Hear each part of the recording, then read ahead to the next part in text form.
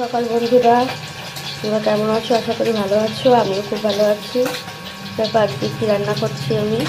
আজকে করছি পার্শে মাছের ঝাল সর্ষে পোস্ত দিয়ে। তো পার্শে মাছ ভাজা হচ্ছে। মাছগুলো ভাত রান্না হয়ে গেছে, ভাত হয়ে গেছে। এবার মাছের তরকারিটা করার জন্য আমি সর্ষে পোস্ত, শুকনো লঙ্কা আর টমেটো কেটে নিয়েছি।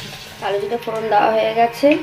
এবার আমি এর মধ্যে যে মশলাটা করে রেখেছিলাম সর্ষে পোস্ত পেস্টটা, ওটা দিয়ে দেবো।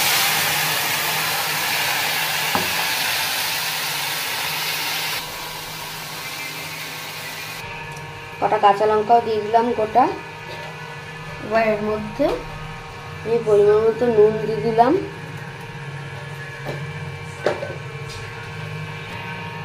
আর হলুদ দিয়ে দিলাম।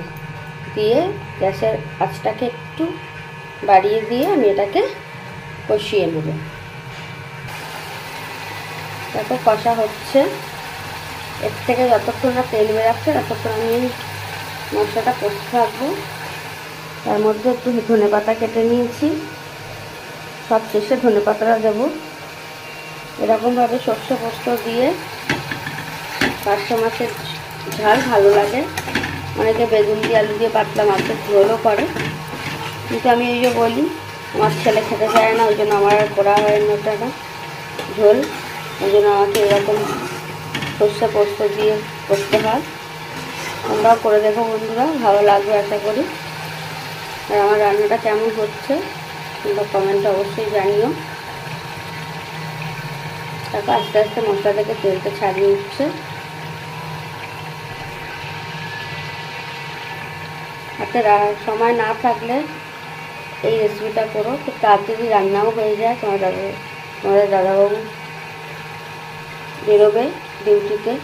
আজকে একটু দেরিও হয়ে গেছে উঠতে, অন্যদিন 7টার মতো উঠে যাই, আজকে 7টা বেজে গেছে। ওই তাড়াতাড়ি করে কী করবো, এটাই করে দিচ্ছি।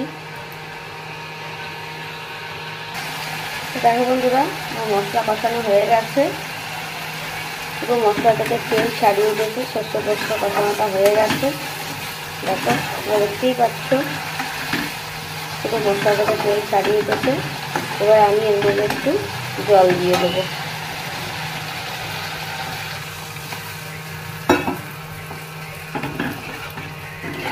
জল দিয়ে দিয়েছি, আর একটু জল দিচ্ছি।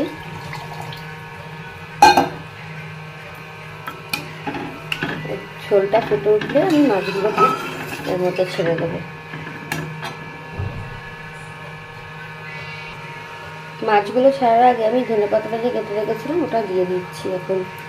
তারপরে মাছটা দেবো। দেখো ঝোলটা ফুটে উঠেছে। এবার আমি একে একে মাছগুলোকে দিয়ে দেবো।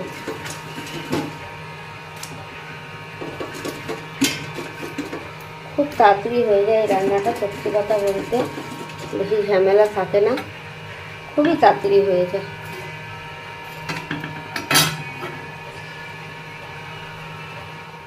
দেখো সব মাছগুলো আমার দেওয়া হয়ে গেছে।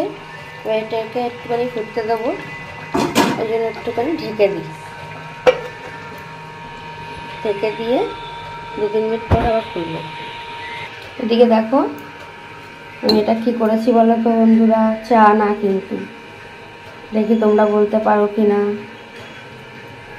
এটা চা না। দেখো বন্ধুরা, আমার পার্শে মাছের ঝালটা পুরো তৈরি হয়ে গেছে। এবার আমি এটাকে ঢেলে নেব।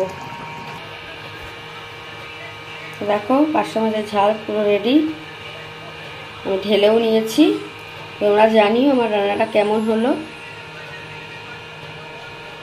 সবাই কিন্তু কমেন্ট করে জানিও। হ্যাঁ, আজকে এই পর্যন্তই। সবাই ভালো থেকো, রাখছি। আবার নতুন কোনো রেসিপি নিয়ে আসবো। টাটা বন্ধুরা।